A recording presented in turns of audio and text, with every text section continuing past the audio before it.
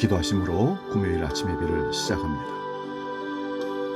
살아계신 아버지 하나님, 오늘도 하나님 앞에 호흡하며 마음의 무릎을 꿇고 아침 예배할 수 있는 은혜 주시니 감사합니다.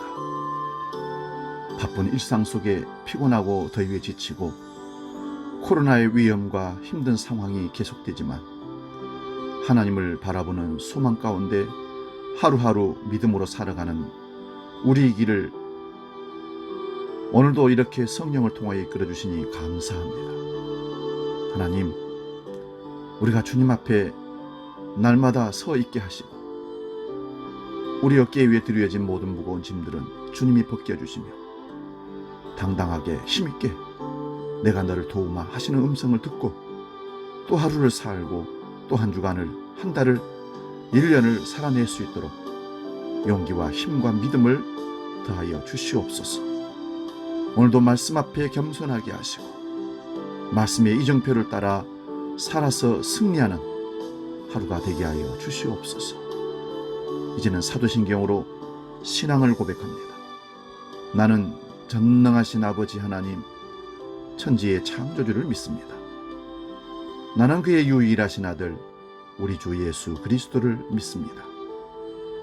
그는 성령으로 잉태되어 동정녀 마리아에게서 나시고 본디오 빌라도에게 고난을 받아 십자가에 못 박혀 죽으시고 장사된 지 사흘 만에 죽은 자 가운데서 다시 살아나셨으며 하늘에 오르시어 전능하신 아버지 하나님 우편에 앉아 계시다가 거기로부터 살아있는 자와 죽은 자를 심판하러 오십니다.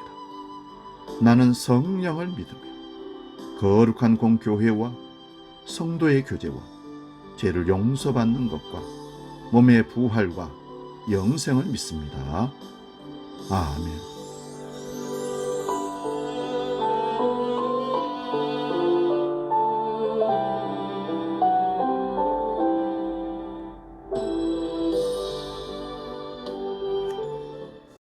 복음 찬양 나의 등 뒤에서 함께 찬양하고 말씀 상고합니다.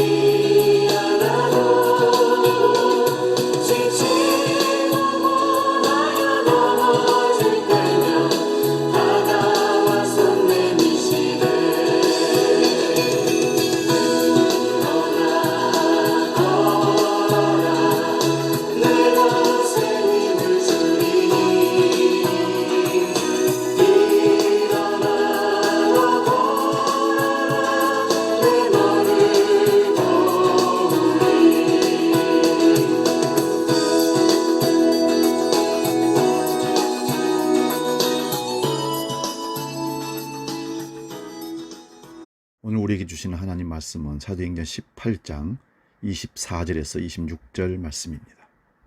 신약성경 220면에 있습니다. 이 말씀 봉독할 때에 살아계신 주님의 음성을 들을 수 있기 바랍니다. 사도행전 18장 24절에서 26절 봉독합니다.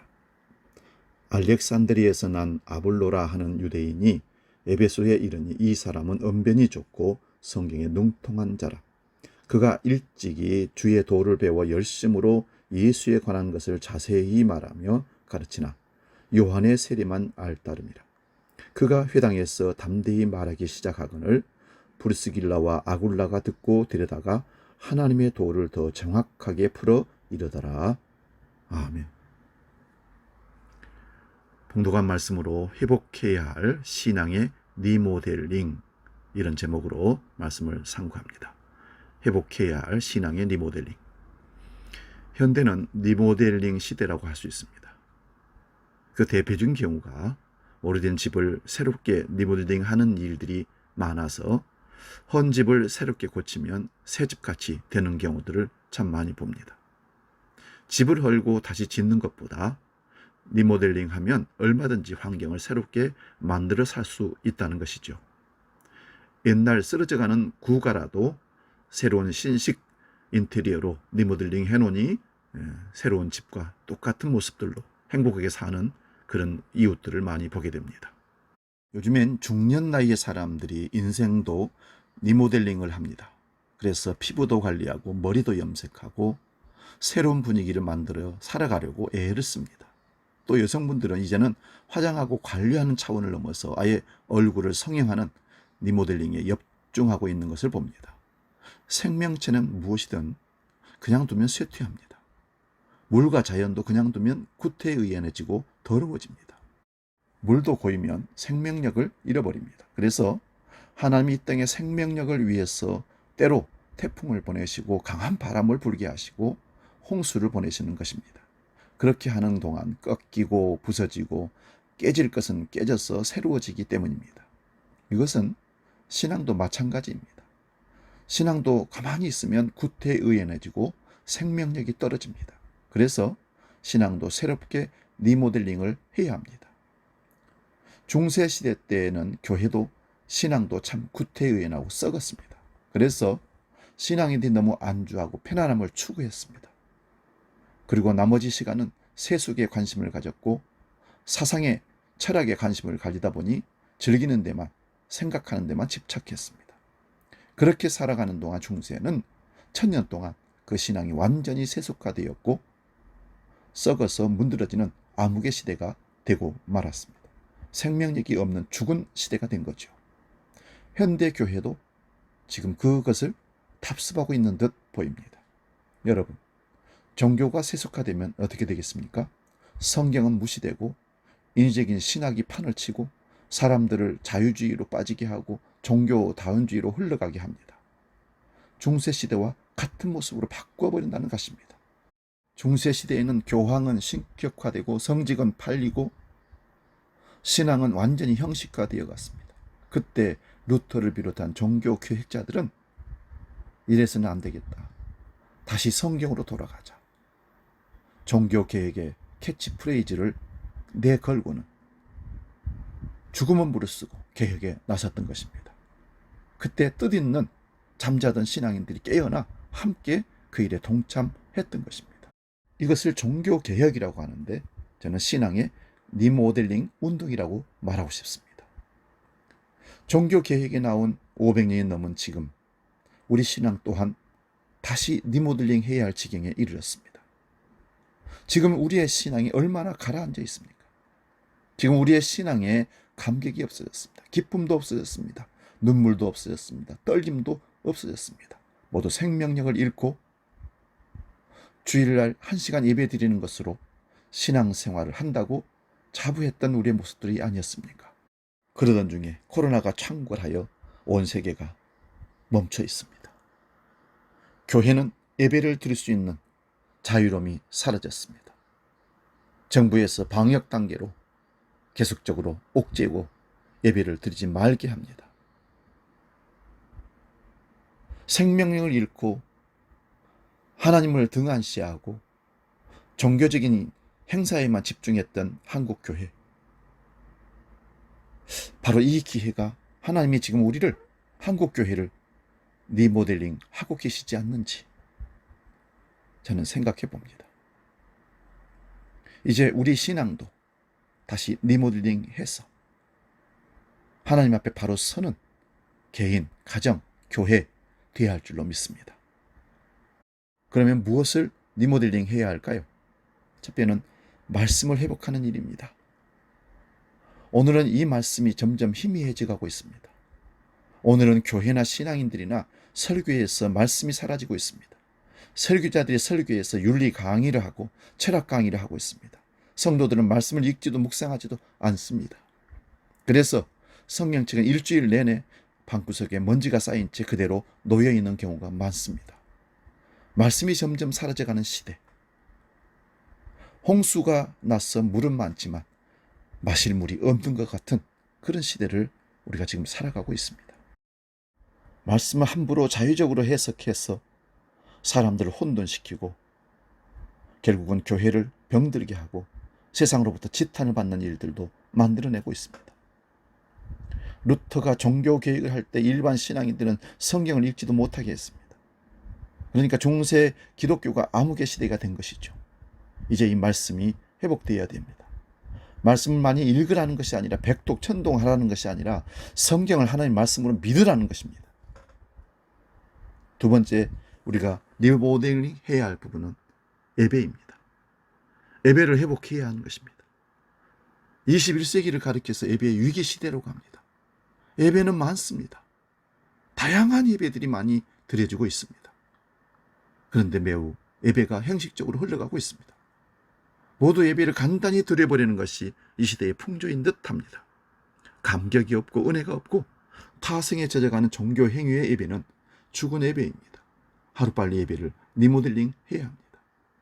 교회는 천막을 지어도 괜찮습니다. 벽달로 지어도 괜찮습니다. 상가 건물 열쇠로 들어가도 상관없습니다. 다만 그 안에 예배는 살아 있어야 한다는 것입니다. 그 예배는 반드시 은혜와 감동과 눈물과 하나님의 임재와 하나님의 섭리의 역사가 있어야 합니다. 그것이 예배이고 교회입니다. 중세 교회 때는 교회가 웅장했습니다. 한마디로 성전 우상을 만들고 위안을 삼고 자랑하고, 지금 우리는 그들이 만들어 놓은 웅장한 성당을 관광하고 있는 현재 실정입니다. 우리는 그것을 보면서 이런 생각이 듭니다.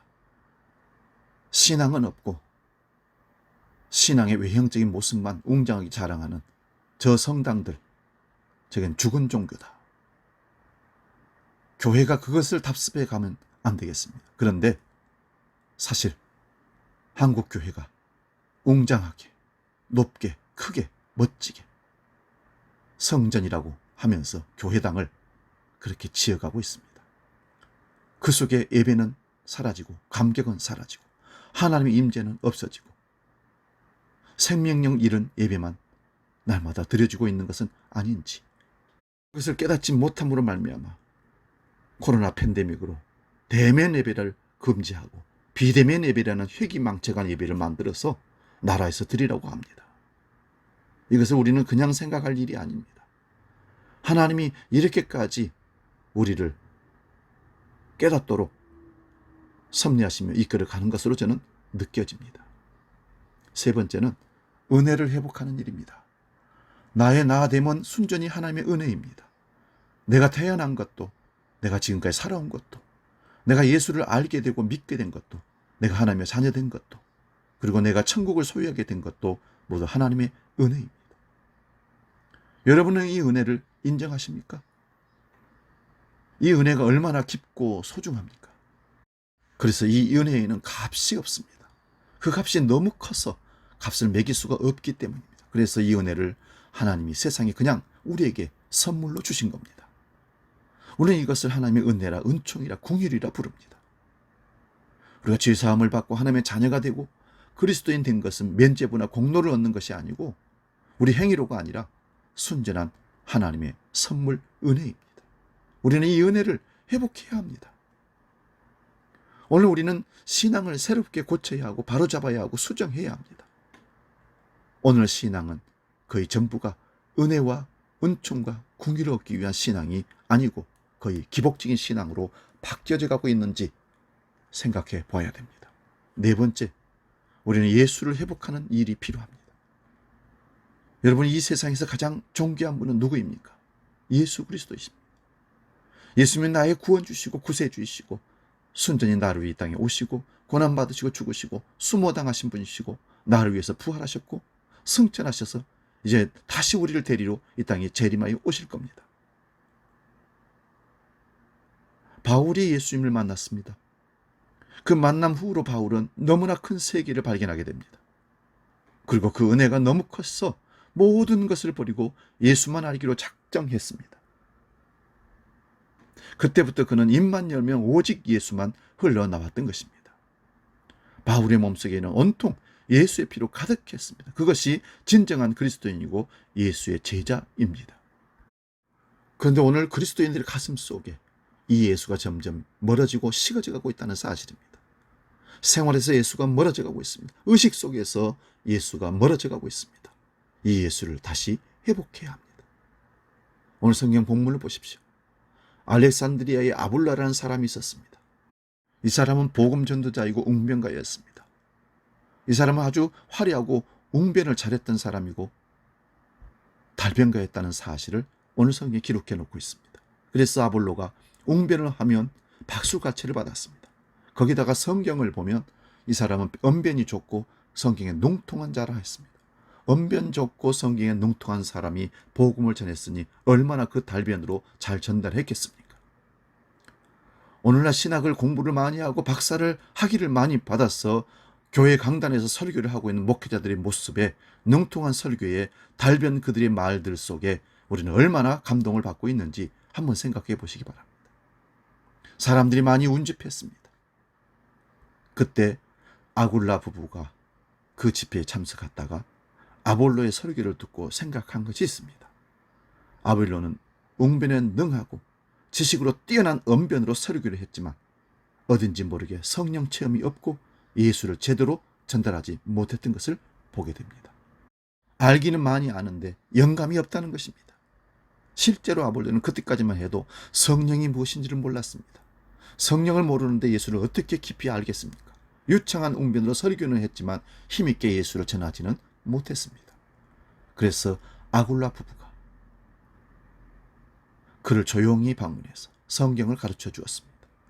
그러니까 복음과 성령과 예수에 대해서 진지하게 그가 듣게 된 것이죠.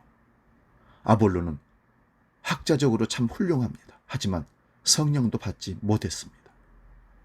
학자적으로 공부는 많이 했어 박사학위를 갖고 신학 공부는 많이 하고 똑똑한 언변수를 갖고 있지만 성령을 받지 못한 목회자들이 있다면 과연 예수가 전달되겠습니까?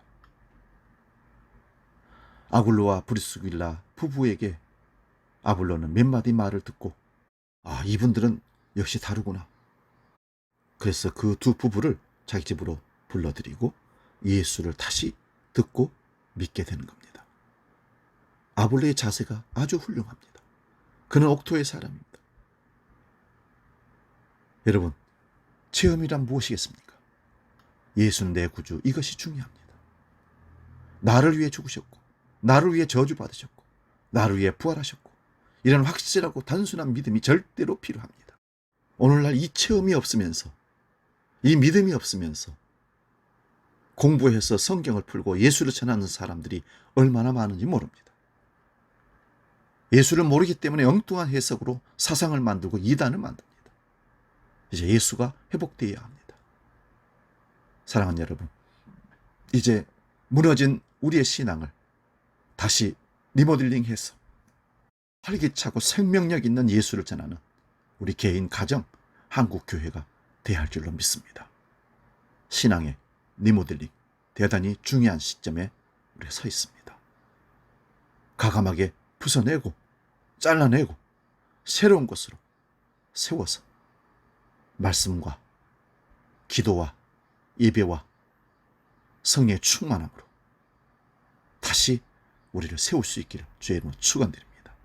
기도합니다. 하나님, 우리가 주님 앞에 다시 리모델링 되어져서 새로움으로 서지기를 원합니다. 우리를 바꾸어 주시옵소서. 회복시켜 주시옵소서. 이제는 우리 주 예수 그리스도의 은혜와 아버지의 크신 사랑과 성령님의 감동, 교제, 역사 충만케 하시고 새롭게 하심이 아침 예배를 함께하는 모든 무리 위에 영원히 함께 하시기를 간절히 축원하옵나이다. 아멘.